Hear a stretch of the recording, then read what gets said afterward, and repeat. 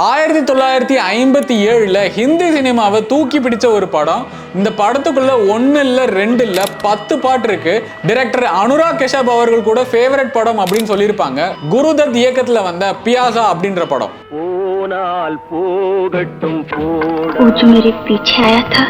கதை ரொம்ப சிம்பிள் தாங்க. போராடும் கவிஞர் விஜய் அவர்கள் அவருடைய படைப்புகள் எதுவுமே வெளியிடப்படவில்லை.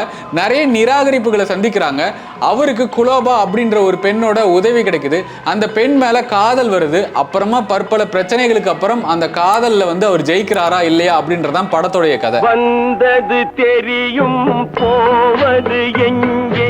ஆக்சுவலா இந்த படம் பார்க்க உங்களுக்கு ரொம்ப அதிகப்படியான பொறுமை வேணும். இந்த படம் ஹிந்தி சினிமாவை தூக்கி பிடித்த படங்கள்ல ஒன்று அப்படின்னு சொல்லி பல பேர் சொல்லியிருக்காங்க. இந்த படத்தை நீங்க பாத்தீங்கன்னா உங்களுடைய கருத்துக்களை கமெண்ட்ல சொல்லுங்க.